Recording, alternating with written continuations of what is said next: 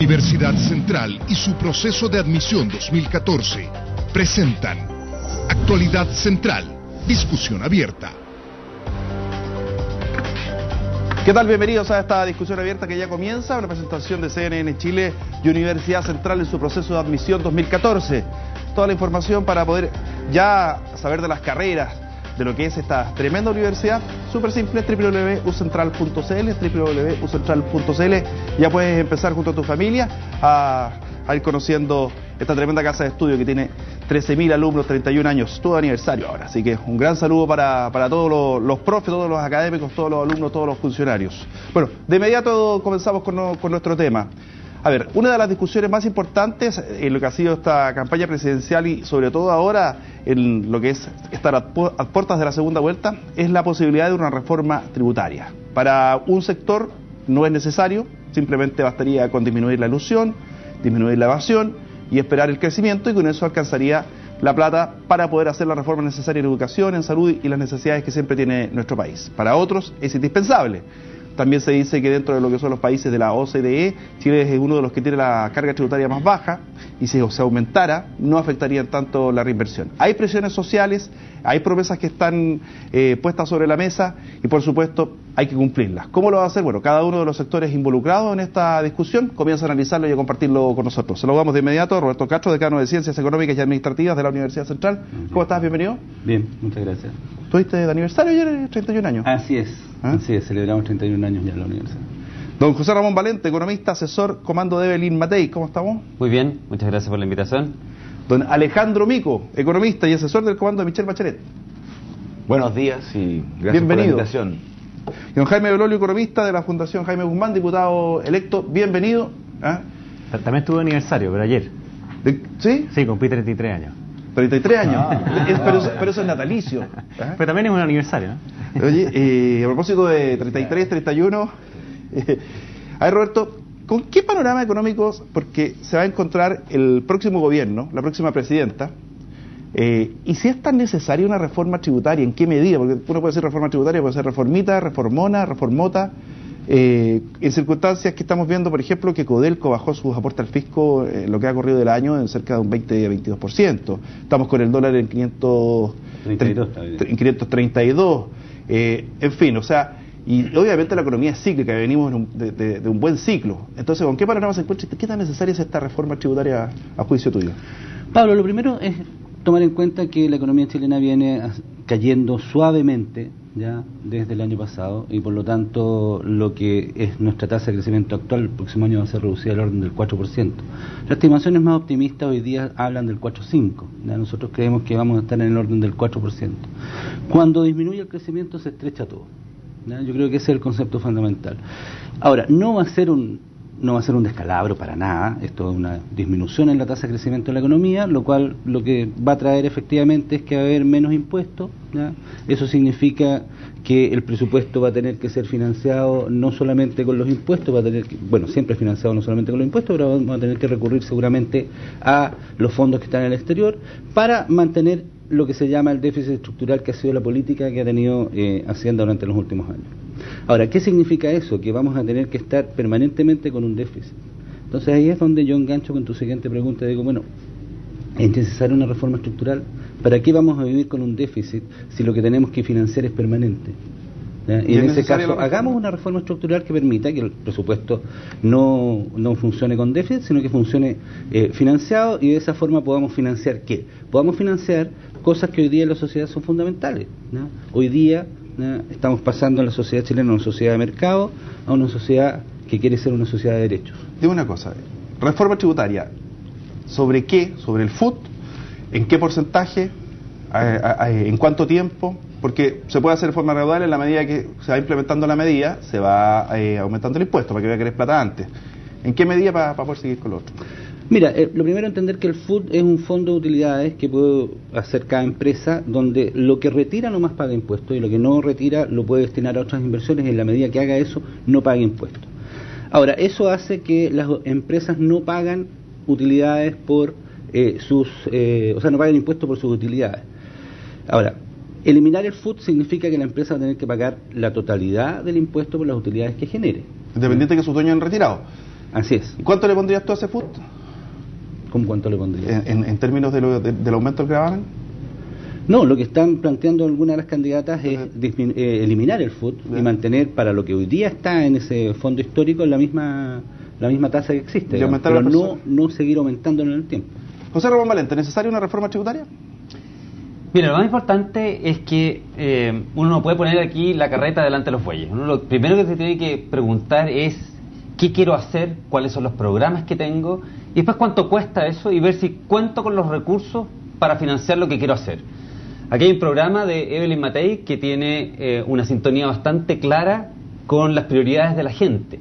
Tiene sintonía en el sentido de que va primero a los temas de educación, va a los temas de trabajo y capacitación, pues va a los temas de seguridad y va a los temas de participación de la mujer en el mundo del trabajo y compatibilizar maternidad con trabajo. Yo diría que hay un énfasis muy claro en el programa de Evelyn Matei en esos puntos. Y cuando uno analiza la necesidad de gasto que requiere atacar esos puntos que son prioritarios para la gente, la verdad que se encuentra con que si uno es capaz de mantener tasas altas de crecimiento como ha sido en los últimos 4 años y uno hace esfuerzos por hacerlo, tú dijiste en la introducción, fíjate, me llamó la atención, dijiste evasión, elusión y esperar que llegue el crecimiento. Sí. La verdad que uno no espera que llegue el crecimiento, uno hace cosas proactivamente para que se produzca ese crecimiento y de tal manera que ese crecimiento aporte al erario público, ¿no es cierto?, y permita el financiamiento. Entonces, te insisto, si uno hace cosas para que se produzca ese crecimiento y además uno hace cosas para que todos los chilenos que de acuerdo a las leyes tienen que pagar impuestos, paguen sus impuestos, me refiero a la evasión, y además de eso uno analiza lo que ya tiene. Hay 62.000 millones de dólares en el presupuesto del año pasado, vamos a llegar cerca de 64.000 probablemente este año, dependiendo del tipo de cambio. Y uno típicamente se pregunta, bueno, si hay 62.000 millones de dólares, recordemos que Michelle Bachelet recibió en el gobierno anterior un presupuesto de más o menos la mitad de eso. ¿Cuánto se necesita para financiar el programa de gobierno extra a lo que ya está de Evelyn Matei? ¿Qué significa extra a lo que ya está? Uno lo que hace es definir si todo el gasto, y hay gastos que están comprometidos por las leyes, ¿sí?, y gastos, ¿no es cierto?, que uno tiene que hacer adicionales. Parte de lo que está comprometido es muy bueno, como por ejemplo la discusión que se dio ayer en el Congreso, en que uno dice, mira, la subvención preferencial para alumnos de tercero y cuarto medio, ¿es algo que tengo que gastar o que no tengo que gastar? Fue un programa que instauró la concertación en su gobierno anterior, un programa que avaló este gobierno, que lo reforzó y que ahora está planteando subir, incluso adelantar eso, porque es en beneficio de educación de los sectores más vulnerables. Entonces, dependiendo, digamos, lo que es comprometido o no comprometido, uno pensaría que entre 12.000 y 14.000 millones de dólares en 4 años más o menos es el total de lo que tienes que financiar, y nosotros creemos que de verdad, con crecimiento, con control de la evasión, con algunas modificaciones al código tributario y con reasignaciones de gastos que hoy día se hacen mal, de esos 62.000 millones de dólares, parte de eso se gasta mal, no llega a donde tiene que llegar. Nosotros creemos que es perfectamente financiable. Alejandro Mico, ¿necesaria e indispensable una reforma tributaria? A ver, partiendo igual por el orden, lo que se hizo en la candidatura de Michelle Bachelet fue ver cuáles son los programas importantes que se quieren hacer, cuáles son las políticas sociales y educacionales que se quieren hacer, y después de eso dijimos, ok, ¿estos gastos van a ser permanentes o van a ser transitorios? Cuando hicimos ese análisis salió el tema de educación, un gasto importante de educación, gasto importante en salud, y nos dimos cuenta que eso iban a ser gastos permanentes. No es que vamos a hacer una inversión solamente en el hospital, sino que después mantener el hospital funcionando igual es un gasto permanente. Y como bien se sabe, gasto permanente tiene que tener ingreso permanente.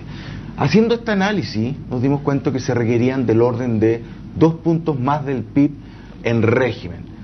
Pero además, como ya se han dicho en esta mesa, creemos que es importante para el país converger a el balance estructural. Es decir, que el país en su estado estacionario, en promedio en el largo plazo, no se esté endeudando. Y para eso requerimos cerrar la brecha que hoy día hay de un 1% del PIB. Por lo tanto, se requieren 3 puntos del PIB para hacer las reformas sociales que se quieren hacer y volver a un balance estructural en lo fiscal, que nos parece importante para tener políticas sociales que sean permanentes en el tiempo y no tengamos vaivenes en términos de que durante un periodo de crisis tengamos que recortar algunos gastos sociales, como nos pasó el año 82, por ejemplo, que en medio de la crisis tuvimos que hacerle un recorte muy fuerte a los pensionados. No es bueno hacer recortes de gasto social en épocas de crisis, y para eso tenemos que tener cuentas fiscales ordenadas y converger a un balance estructural, que es una de las propuestas que plantea Michelle Bachelet. Resumiendo, creemos que para implementar el mayor gasto social son 2 puntos para cerrar la brecha del déficit estructural que tenemos, un punto más. En suma, creemos que hay que aumentar la carga tributaria en un horizonte de aquí a 6 años en 3 puntos del PIB, y de esa forma vamos a llegar al nivel promedio que tenían los países OECD cuando tenían nuestro nivel de desarrollo. Con lo que quiero decir que es un nivel que es completamente razonable, no tiene por qué significar un colapso de la inversión, no tiene por qué significar un colapso del crecimiento. El colapso de la inversión o el colapso del crecimiento se van a dar si es que tenemos malas políticas enfocadas al crecimiento, mal gasto fiscal. Eso podría ser lo que genere un ralentecimiento de la economía. El resto no es para nada algo que se vea en el análisis económico, por un lado más teórico, ni en la práctica con los datos que uno ve de otros países. Jaime Belolio, ¿necesaria la reforma tributaria? ¿Aumentar los impuestos? Yo creo que no es necesario. Yo creo que hoy día Chile va avanzando a un nivel en el cual hemos llegado a un desarrollo adecuado para nuestra capacidad actual, y queremos seguir avanzando, porque aquí pareciera que es como un contrasentido. A mí me pasa en algunos foros que yo soy el más defensor de la concertación de todo, porque algunos dicen de que los últimos 30, 40 años lo que hemos hecho en Chile es un desastre, y por tanto hay que cambiar el rumbo, y hay que meter marcha atrás, y etcétera. Ahora, por suerte para los chilenos, lo que ocurrió en las elecciones del 17 de noviembre es que quienes proponían ese cambio total y que Chile era un desastre, nos sacaron en suma más de un 4 o 5%. En cambio, y aquí yo veo que con Alejandro obviamente podemos tener diferencia en cómo logramos los objetivos, en cuál es el sentido que nosotros le damos a la justicia o al rol del Estado en el gobierno, pero no estamos diciendo ninguno de los dos de que aquí hay que apretar reset, de que echar abajo todo, digamos, y volver a construirlo. Entonces, yo creo que esa es una ventaja para la discusión política en el país. En segundo lugar, yo creo que obviamente en el ámbito de los impuestos hay una cuestión que tiene que ver con política. ¿Qué es lo que tú quieres hacer? Ahora, yo sí hay una diferencia también que quisiera preguntarle a Alejandro, porque ellos dicen de que primero vieron cuáles eran las cosas que querían hacer en el programa de Michelle Bachelet y después dijeron cuánto costaban, pero resulta que al menos los ciudadanos lo que vimos es que primero salió la propuesta tributaria y después salieron los programas que iban a hacer. Entre otras cosas, no sabemos qué va a pasar con la educación universitaria, si va a ser gratuita o no para los más ricos y otras cosas así. Y con respecto al monto, que tiene que ver con la carga tributaria, este es un cuadrito que está un poquito ya más viejo, no sé si ¿a dónde lo muestro? ¿O te va a costar un kilo mostrarlo? Lo puedes leer. Bueno, léelo mejor porque te va a costar un kilo mostrarlo. Vamos a leerlo. Pero este lo hice un poquito antes cuando se proponía la reforma que hizo el gobierno de Sebastián Piñera, y que tiene que ver con comparar cuál es la carga tributaria, es decir, cuánto recaudan los países como porcentaje del PIB con respecto a sus impuestos. Y Chile está exactamente en el nivel, en el promedio, cuando los países de la OECD tenían nuestro nivel de ingreso per cápita. Una pregunta para la mesa, conteste la que quiera y como quiera. Porque yo escucho y me dice, mira, mediante el control de la ilusión y evasión, apretando por aquí y por allá las reformas, pero los dos vienen saliendo de gobiernos. O sea, uno en el caso de la Alianza de 4 años y el otro tuvo todos los años que todos sabemos. Entonces la pregunta es, ¿por qué no se hizo antes? ¿Es porque anteriormente no existía la presión social? ¿No se daban los tiempos? Porque yo tengo la idea de que un alza de impuestos es como cuando uno va a tener un hijo, pues nunca es el momento perfecto. Entonces, solo para terminar la idea. No sé si ese fue tu caso. Fue mi caso, por eso ustedes dicen como que no, voy a esperar que pase esto, que pase lo otro. Lo mismo con el alza de impuestos. Solamente para redondear la idea, yo creo que obviamente Chile necesita transitar hacia disminuir las desigualdades, aumentar las oportunidades, y la pregunta es cómo lo hacemos. ¿Necesitamos subir los impuestos para hacer hoy día eso? Mi opinión es que no. Hoy día necesitamos, como decía José Ramón, podemos apretar muchas clavijas. Entre otras hay una cuestión que es súper importante y que tiene que ver con los presupuestos. La cantidad de programas que nosotros tenemos en el gobierno, que se vienen arrastrando hace muchos años, y también algunos que se han iniciado este año, y los evalúa la DIPRES y los evalúa mal. Sin embargo, al año siguiente se siguen haciendo. Y uno se pregunta por qué. ¿Por qué no reevaluamos ese gasto y lo reincorporamos a nuevos programas que sean mucho más adecuados para la realidad de Chile? Mira, vamos a hacer una pausa y a la vuelta a la pregunta que le hice antes, porque si este es el momento oportuno para hacerlo, porque también se produce que estamos en estos momentos en un contexto de competitividad internacional, donde por ejemplo el caso de las mineras tiene la elección de Perú y tiene la elección de Chile, ¿ah? Y por otra parte ir viendo a qué iría esa plata, ¿ah? O sea, ¿para qué la vamos a gastar? Y ahí, por ejemplo, saber, Alejandro, educación gratuita o no, el caso de ustedes, educación gratuita o no, ¿ah? ¿Para quién, cuánto y cómo? A la vuelta seguimos con estos temas acá en esta discusión abierta.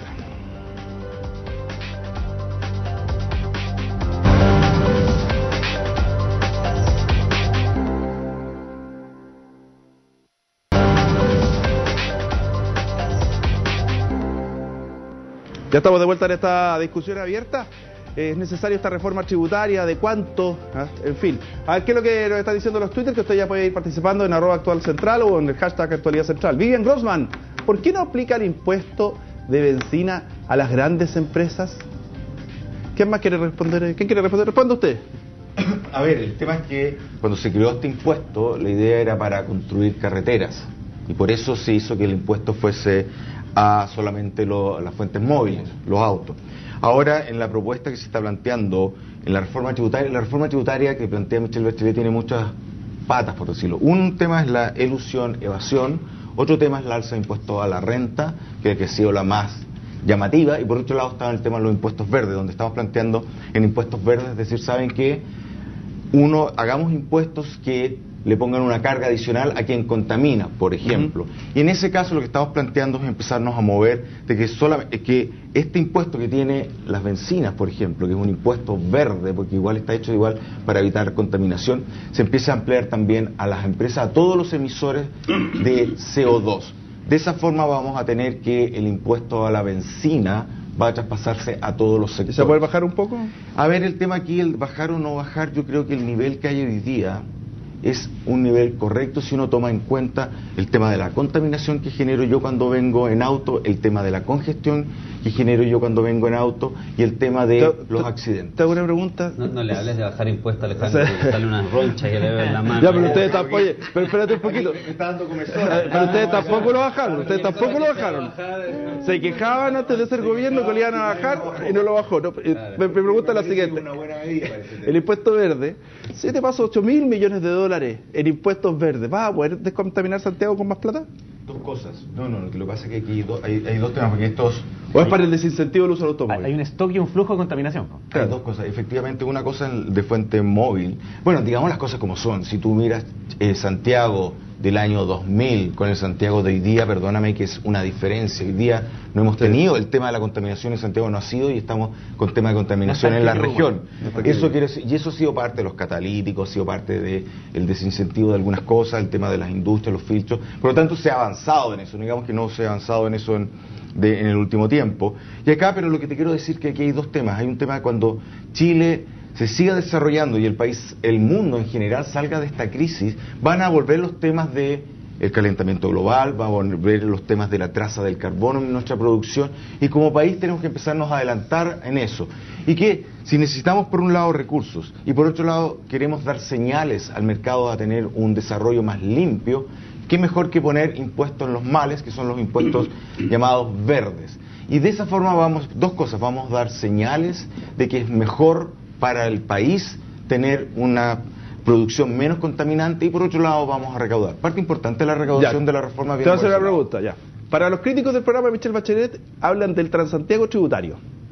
¿Se puede entender así como un Transantiago tributario si es que se llega a implementar esta reforma? ¿Vale? No, a ver, dos cosas aquí hay que ser bien claro. Primero, hay que decir, uno aprende de los errores pasados. Claramente, por ejemplo, en el caso del Transantiago, y no hay que ocultar la verdad, hicimos un proceso muy rápido, fue un Big Bang, se hizo todo de una vez. Aquí estamos haciendo un plan que parte con una transición y que solamente en el 6º año llegamos al estado de largo plazo estacionario, al régimen.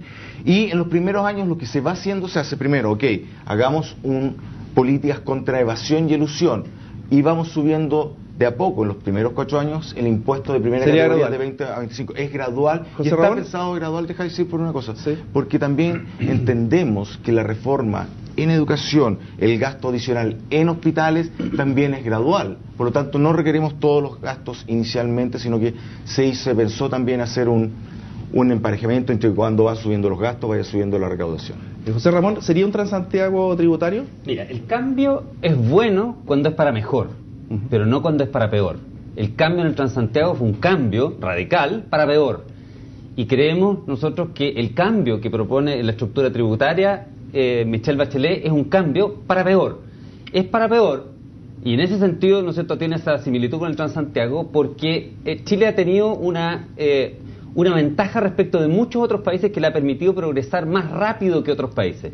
Y eso es que un grupo relevante de chilenos ha sido capaz de ahorrar, ha sido capaz de restringirse en sus necesidades inmediatas de consumo, no comprarse todo aquello que podría con la plata que tiene, y ha decidido reinvertir esa plata, ahorrarla y reinvertirla en crear empleo, en crear industrias, en crear nuevas fuentes de crecimiento y de riqueza para el país. Y parte importante del por qué esa gente ha decidido eso es por la estructura tributaria que existe hoy día. El incentivo, o si tú quieres, la ventaja de que las personas, las platas que ahorren y que no se gasten, las reinviertan y paguen los impuestos después, cuando se las gasten, parte al menos de esos impuestos, que es lo que este sistema del FUT ha sido relevante y nos ha diferenciado de países, por ejemplo, como Brasil, que tienen tasas de ahorro del 18% cuando nosotros tenemos tasas de ahorro del 22%, y por lo tanto nos ha permitido crecer más y nos va a permitir crecer más. Entonces, de nuevo, si lo que hacemos con la reforma tributaria es hacerle una zancadilla a la capacidad de ahorro que tiene el país, inevitablemente este país va a invertir menos, y inevitablemente este país va a terminar creciendo menos, generando menos ingresos tributarios y menos progreso para la gente. Mira, todos los estudios, Roberto, dicen, no todos, algunos de los que he leído, porque si fuera todos habría unanimidad, perdón, voy a partir de nuevo. Hay estudios que dicen de que una alza tributaria medida, gradual, lógica o racional, como quieran decirlo, o sea, prudente, no afectaría la inversión ni el nivel de crecimiento. Entonces mi pregunta es, ¿qué hay que cuidar al momento de una reforma tributaria, más allá de la inversión? ¿Qué es lo que se juega? O sea, si yo pego con un golpe aquí, ¿qué es lo que va a repercutir más allá? A ver, cuando uno hace una reforma tributaria, lo que tiene que tener claro, como muy bien dijeron los representantes de ambas candidaturas, es tener claro qué es lo que va a financiar, ¿ya? Y en este país, efectivamente, yo creo que hemos asistido a el surgimiento de una brecha entre lo que la gente necesita como bienes públicos y lo que la sociedad chilena hoy día les ofrece, ¿ya?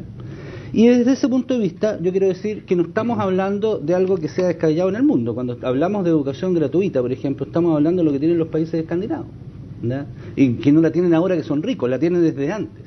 ¿Y eso por qué? Porque desde mi punto de vista, el Estado lo que tiene que hacer es tratar de capitalizar los tributos de las personas en bienes públicos de calidad. Y desde ese punto de vista, donde necesitamos nosotros efectivamente hacer una reforma tributaria, es para que la sociedad chilena tenga eso, tenga educación que sea igualitaria. Hoy día la educación está en el mercado, no voy a decir que es un bien de consumo porque eso es una brutalidad, digamos, pero sí es un bien de mercado. Hoy día cada uno recibe la educación que paga, ¿ya? Lo ideal en una sociedad en la cual queremos que sea más competitiva, donde queremos que el capital humano se desarrolle, es que el Estado sea capaz de garantizar las condiciones de competitividad y por lo tanto, ¿ya?, que el Estado entregue esa educación y la financie con impuestos. ¿Y puedo interrumpir, sí, Roberto? Una acotación pequeña, pero sí, simplemente sí, para... Mira, yo coincido con tu planteamiento teórico, ¿no es cierto?, en que uno dice, mire, uno tiene que juntar los recursos y utilizarlos bien. Pero yo le he dicho a Alejandro varias veces que cuando hago ese análisis para la reforma tributaria que ellos plantean y el tipo de cosas que tienen que hacer, no me cuadran los números, no me suman. Porque fíjate que, pongamos los números en términos más o menos redondos para que la gente entienda. Los 3 puntos... Sí. Oye, pero tengo que decir una cosa. Hay que decir una cosa. Aquí al medio, el corto y el largo es más relativo. Cortito. 3 puntos. Mira, 3 puntos del PIB, dice Alejandro, son cerca de 9.000 millones de dólares. 9.000 millones de dólares que la verdad que 3.000 se van a gastar en darle educación superior al 20% de las personas más ricas de Chile. 3.000 se van a gastar en cerrar la brecha, como dijo Alejandro hace un minuto atrás, del déficit estructural. Y 3.000, a mi juicio, no van a llegar nunca porque el crecimiento económico no va a llegar, porque efectivamente cuando uno no le pone énfasis al crecimiento económico, entonces de los 9.000 no veo dónde está. Jaime, voy a quedar en deuda para que para la gente, tú vuelvas, digamos. vuelvo contigo con respecto al tema, porque ¿Puedo hacer una última anotación? no, que las anotaciones tengo que ir a la pausa. Pausa, ya volvemos. Es importante tener claro que el sistema te fuiste una pausa. Sí. Me cortaste.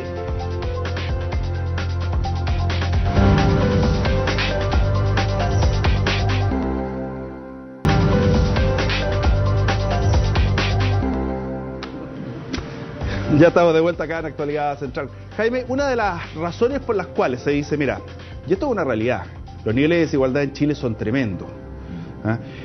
La gente pobre es menos pobre que hace muchos años, ha habido desarrollo, obviamente, hay más comodidades, pero hay un nivel de desigualdad en Chile que es tremendo y de hecho parte, y obviamente no parte, sino que lo que integra la disconformidad de la gente es justamente ver que por un lado pasa la riqueza y por el otro lado apenas camina la pobreza. Entonces, con la reforma tributaria, una de las cosas que se busca es disminuir esta brecha. Con las medidas que propone la Alianza, se busca disminuir esta brecha. ¿Ya?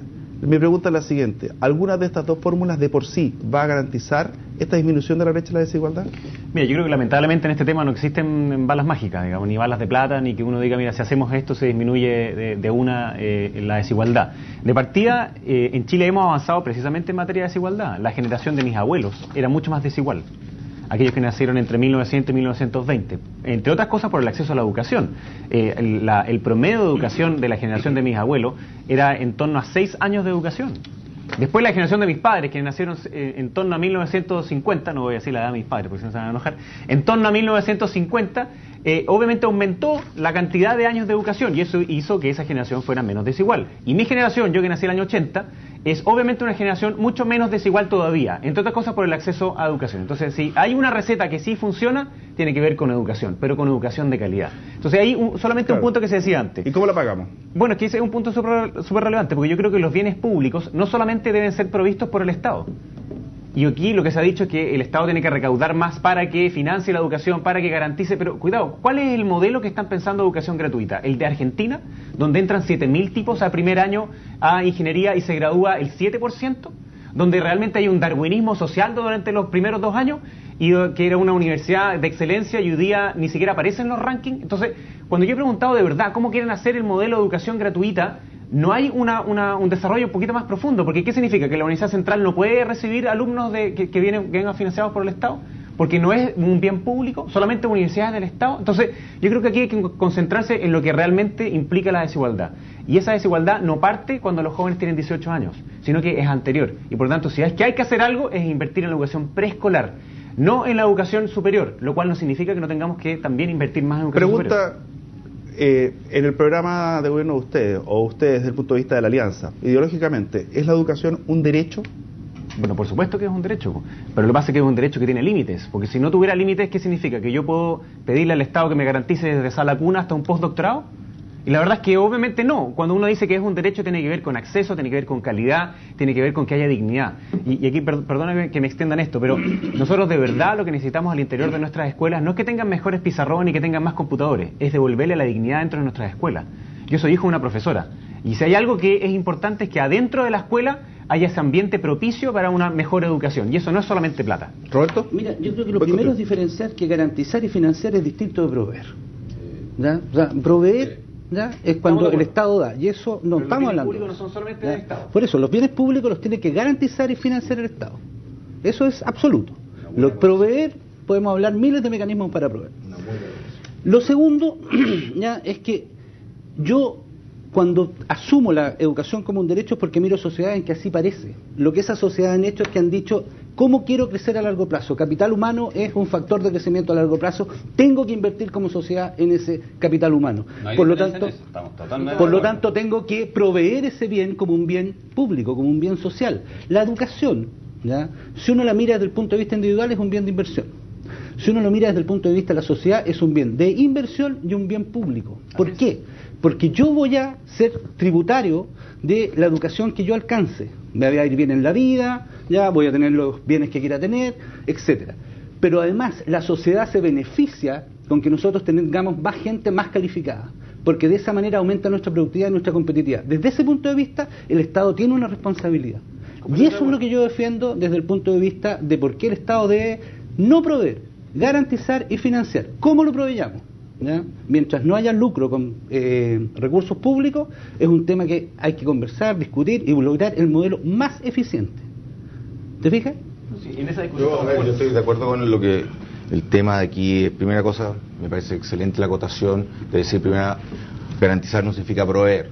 Nadie está planteando en el programa decir que se acabaron los colegios particulares subvencionados, se acabaron las universidades privadas. Nadie está planteando eso. Respondiendo más a tu pregunta más concreta. Al eliminar el copago. Perdón. A ver, Chile, el sistema, aquí no digamos cosas, el sistema partió sin copago. El copago es una cosa que se metió en el año 92, 94, y el sistema funcionó perfectamente sin copago. Entonces nadie está hablando de que esto desaparezca.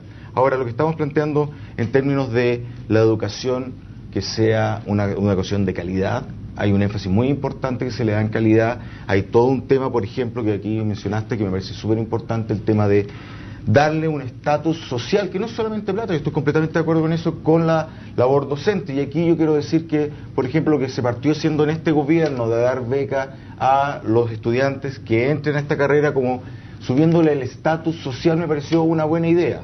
Ahora lo que hay que hacer es empezar a hacer esfuerzos también en darle mejor calidad al preescolar. Recordemos que la presidenta Bachelet ha tenido un programa desde siempre, un énfasis muy importante en las salas cunas que se quieren aumentar y que se quieren mejorar su calidad con fiscalización. Alejandro, mira, yo creo que en ese aspecto el diagnóstico está súper claro. La pregunta sencilla es, cuando se habla de educación gratuita, ¿es universal para universidades públicas y privadas, para el 100% de los estudiantes que quisiesen acceder? Eso es lo que nos gustaría saber, porque si me dice eso ya entendemos por qué se requiere la plata y después vemos de dónde se saca. Sí, lo que se está planteando es, primero, gratuita de 100% desde ya para la educación que es preescolar, escolar, hasta ahí, media. Hasta ahí estamos completa, y eso es casi el copago, el tema es ir disminuyendo el copago. Ahora, en educación superior, ¿qué se está planteando? Ojo, se está planteando gratuidad en un plazo de 6 años, pero y esa gratuidad no es a toda cualquier universidad. Tiene que tener una universidad que esté calificada, que esté rankeada, que tenga ciertas normas de funcionamiento. Primera cosa, tenga ciertas normas de selección. Lo que tú mencionaste acá, una acreditación como la gente. Claro, acreditación de calidad.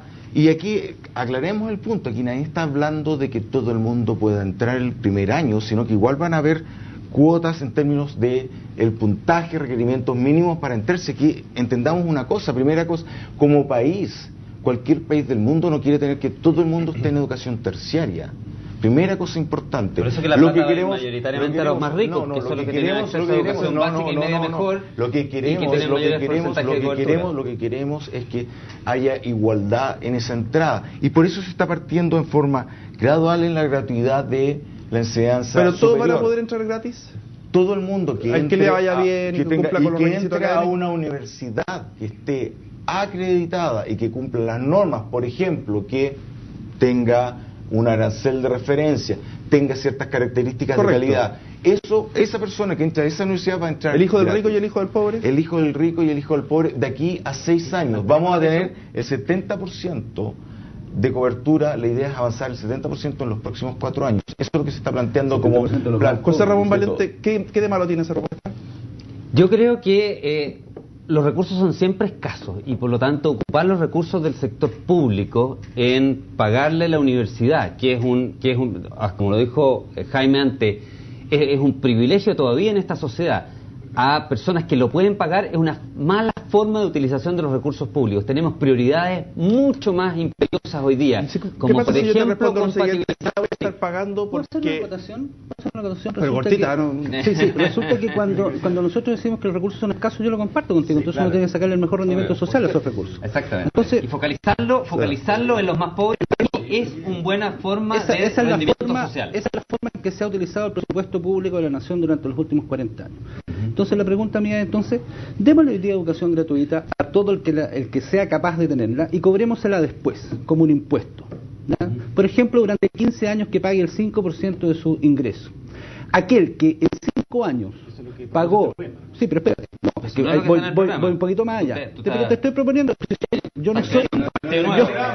Claro, está haciendo una propuesta. Yo que hablo desde la academia, ustedes son los políticos. Estamos discutiendo el programa de educación gratuita No, para los ricos está haciendo una propuesta para que tú continúes, La lógica tuya, José Ramón. Mira, resulta que si yo le cobro a los que egresan ya durante 15 años un porcentaje de su ingreso, y aquel que tiene un ingreso tal que lo paga en 5 años, durante 10 años va a estar financiando la educación de los otros. ¿Ya? Y aquel que no tiene los ingresos durante 15 años y no alcanzó a pagar lo que estudió, efectivamente la sociedad va a ser recompensada por aquel que sí lo estuvo en 5 años. Eso ya es una manera en la cual perfectamente podemos entregarle educación gratuita al rico y al pobre y hacer que efectivamente el que tiene más pague más y el que tiene menos pague Pero menos. eso no es diferente de darle un crédito como se le está dando hoy día. Hay una diferencia, cambiar el tema. No, porque pero el tema de educación creo que es mucho más importante que hoy día, y creo que me gustaría mucho más importante el tema de educación escolar, preescolar y media. Por eso esto tiene una transición y parte solamente el 6º año.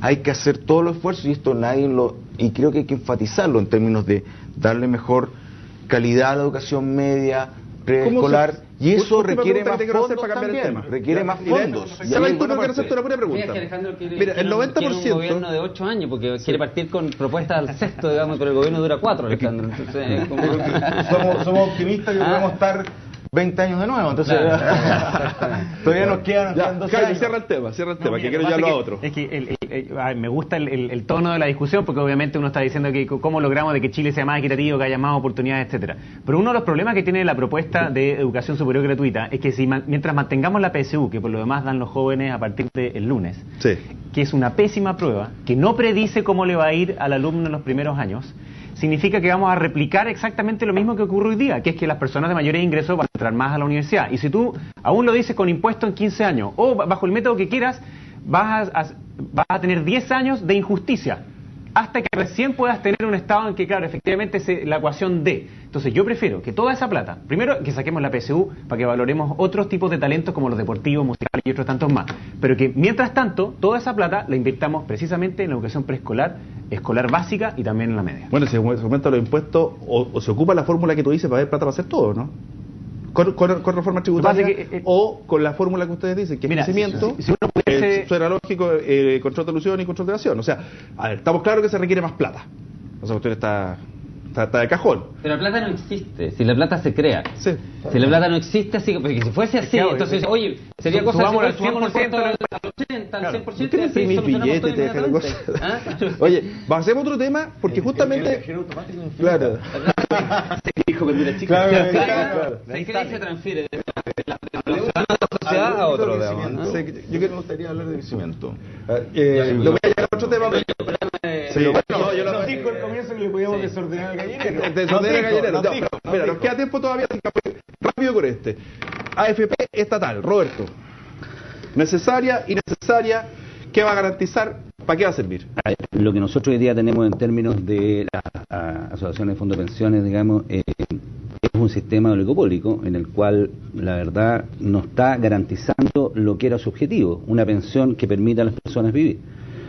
¿Y va a mejorar si yo opino que hay que aumentar la competencia, yo creo que hay que aumentar la competencia y buscar mecanismos de aumentar la competencia. La AFP modelo ya es un signo de cómo yo puedo aumentar la competencia en este sistema, ¿ya? Una AFP estatal podría hacerlo también, ¿ya? Lo que hay que mirar muy bien es que es un modelo en el cual las inversiones se mueven en manada, donde ninguna AFP hace cosas muy distintas de la otra, la regulación también no les permite hacer cosas que sean tan diferentes, entonces... Una iniciativa que podría haber sido muy exitosa, hoy día está trastabillando, yo diría básicamente por errores en su concepción. Pero si el sistema en modelo, el que está siendo cuestionado, Jaime, el que haya una AFP más no podría construir, claro, puede ser más competitiva y todo, pero no va a mejorar sustancialmente las pensiones, no va, por ejemplo, a mejorar el hecho de que las mujeres imponen por mucho menos años que los hombres, no va a mejorar que también tenemos una tasa de mortalidad o una esperanza de vida que se ha incrementado tremendo. Entonces, ¿el problema es más de fondo o simplemente meterle más competencia? Mira, yo creo que crear una AFP estatal no resuelve nada los problemas que tenemos hoy día de nuestras jubilaciones. Entre otras cosas, muchas de las personas, y a mí que fui candidato, digamos, por casi un año, me tocó ir a prácticamente todos los clubes de adulto mayor de San Bernardo, de Buin y Paine, y uno conversaba este tema, porque obviamente es uno que le importa mucho. Y lo que te dicen ellos, y cuando uno empieza a conversar, es que tuvieron o lagunas de cotizaciones Por eso. o que les cotizaban por el mínimo cuando no ganaban el mínimo. Entonces, la resolución no tiene que ver con una AFP estatal. Yo creo que sí hay que profundizar un pilar solidario. Y hay otras personas que te plantean de que tenemos que mover un sistema de reparto. Yo creo que ese es un sistema fracasado en el mundo entero.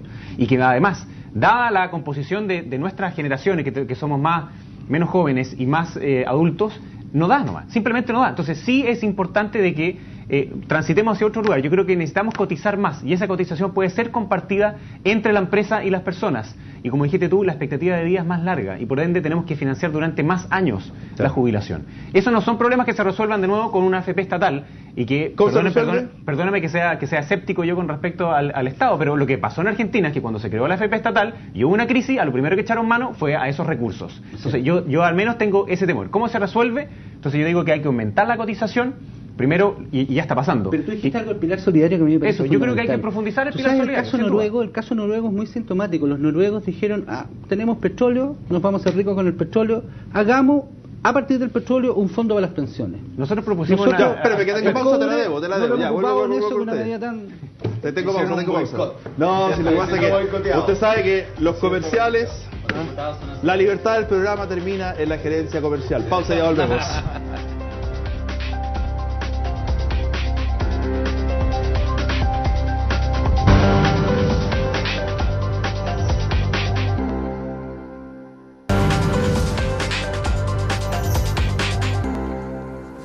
Ya estamos de vuelta y les tenemos un aviso a la Feria Laboral de la Universidad Central con la Municipalidad de Santiago, que es este 2 de diciembre desde las 11 de la mañana hasta las 7 de la tarde. Esto es en el Parque de Almagro con los Cochrane, ahí la va a encontrar. Entonces, ¿cuál es la idea? Van los muchachos, van los jóvenes, ¿no es cierto? Y empiezan a conocer las posibilidades de trabajo. Explícala tú que tú... Pueden ir los jóvenes, pueden ir sus familias. La verdad es que es una feria laboral donde tenemos más de 74 empresas que van a asistir y van a haber trabajos, que se van a ofrecer trabajos de tiempo completo y también trabajos parciales de tiempo parcial para los jóvenes que estén interesados en complementar trabajo y estudio. Así que pueden ir, bueno, y cualquier detalle ahí en www.ucentral, ahí puede ver, bueno, los detalles de la admisión, como ya le dijimos, y por supuesto todo esto. Estábamos en FP estatal. ¿Soluciona algo la FP estatal? A ver, sin duda yo creo que hay un tema con el sistema de pensiones que hoy día, dos cosas, tiene problemas estructurales y tiene un problema de credibilidad con la ciudadanía, que son dos puntos importantes que siempre hay que abordar cuando uno quiere hacer política, porque, me explico, ¿tú crees que alguien va a entender, decir, sabes que auménteme la cotización, si es que yo estoy viendo por al lado de que hay rentabilidades extremadamente altas, independiente de cuánto sirva lo otro, creo que el sistema tiene que ser validado. Tenemos que aprender un tema importante que nos está pasando no solamente en esta industria, sino que en muchas industrias, por ejemplo en la industria eléctrica, es un tema de que no hay validación por la ciudadanía, de que el actuar de estas industrias está llevando a un crecimiento de todo. Y por eso creo que el tema de una AFP estatal tiene un rol importante de primero meter más competencia para bajar las rentabilidades que tienen las AFP por sí solas. El caso de Modelo, que fue que se logra tasas mucho más bajas, a la mitad de lo que cobran las otras AFP, se logró con la reforma de la presidenta Bachelet en términos de meter competencia vía licitación. Creo que meter un nuevo competidor va a ayudar en ese punto. Alejandro, una pregunta, ¿cómo garantizamos que no se transforme la AFP estatal? Porque yo creo que eventualmente si el sistema más atrás de la AFP no está arreglado, no está validado, no va a servir de mucho, pero ¿cómo garantizamos que no se transforme, por ejemplo, en un banco Estado o no se transforme en un nuevo TVN? ¿A qué me refiero? Que pasa a ser un competidor más de la industria. Porque en el caso del Banco Estado, si uno va a ver las tasas de intereses para pedir un crédito hipotecario o cualquier cosa, no distan mucho de las tasas de los bancos privados. Sí, pero ojo, y ahí está, porque tú le vas con el ejemplo del Banco Estado, es perfecto. Uno de los problemas que tiene el sistema actual y que da bajas tasas de reemplazo al final de la vida es el tema de la baja densidad de cotización. Parte de la baja densidad de cotización se debe que mucha gente cuando pasa por algún tipo de trabajo no cotiza. Hoy día los independientes, por ejemplo, no están obligados a cotizar. Y eso se debe en parte también porque el esfuerzo de venta, de penetración de las AFP no ha llegado a ese sector porque también es mucho menos atractivo. Parte importante que se plantea con una AFP estatal es aumentar la cobertura del sistema, que llegue a sectores que hoy día no están llegando para aumentar la tasa de cotización. Lo mismo que tú mencionas para Banco Estado. Tú dices, ok, Banco Estado tiene tasas similares al resto, pero si tú ves la cartera de Banco Estado en crédito hipotecario, el crédito a la gente de clase media y clase baja se lo daría un 80% Banco Estado y no la banca privada, porque tiene objetivos distintos de cobertura. Si tú vas a un pueblo, no ves Banco Santander, no ves Banco Itaú, sino que ves Banco Estado, porque el fin es la cobertura de llegar a más gente. Y eso es otro punto importante. Claro, pero que no es una cosa que uno diga. Primero, obviamente es el tema, a ver, nadie plantea que esta es la solución para el tema, para nada. Sí, esto es una de las cosas, que es aumentar competencia y aumentar cobertura. Y el tema de fondo, yo creo que aquí pasa por... Déjame con José Ramón, que está desesperado. Pero el tema aquí, el tema que tú mencionaste y que me parece importante, el tema de, primero, empleo formal. Sí. Empleo formal es fundamental. Evitar lagunas previsionales. Y eso están los planes, por ejemplo, para la mujer que tenga un empleo formal, va a haber un subsidio por parte del Estado que le da un mayor salario, y también da un subsidio para el pago de las cotizaciones. Lo que se ha visto en la experiencia de este subsidio para los jóvenes, que se implementó bajo el gobierno de la presidenta Bachelet, fue que la tasa de formalización de los jóvenes aumentó después de este programa. Formalización quiere decir cotización en tu AFP, cotización en tu fondo, es mayor pensión al final de tu vida. José Ramón. No, solo al final de que ese subsidio del que habla Alejandro existe, y existe como parte del programa de ingreso ético familiar que implementó el gobierno del presidente Piñera. Hoy día para las mujeres ya existe de esa forma, así que es fantástico que lo tomen y que lo quieran ampliar. Yo creo que ha sido bueno, digamos, en términos de que ha hecho que más mujeres participen formalmente en el mundo del trabajo, sobre todo de las mujeres de menores recursos, que eso permite compatibilizar trabajo y educación, que es, digamos, un punto súper importante. Respecto a las AFP, solamente quiero decir que uno no le puede pedir peras al olmo. Las AFP son una parte de toda la reforma previsional y todo el sistema previsional.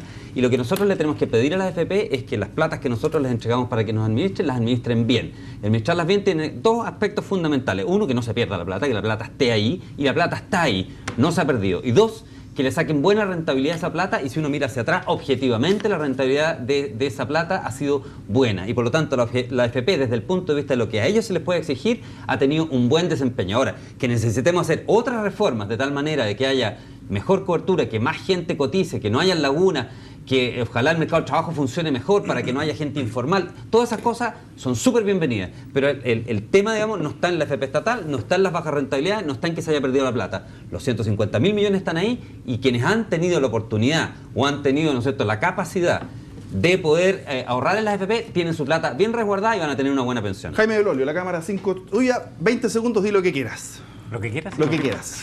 No, solamente aprovechar de mandarle ánimo a los papás y a los hijos que vayan a dar la PSU el día lunes y martes, decirles que la PSU no es la prueba más importante que pueden dar en sus vidas, que yo espero de que en adelante la cambiemos para que los talentos que tengan ellos, deportivos, artísticos, musicales, también sean valorados en la educación.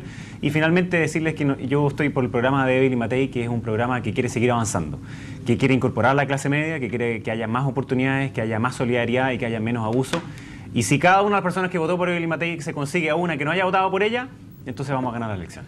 Cámara 5 tuya también, Alejandro.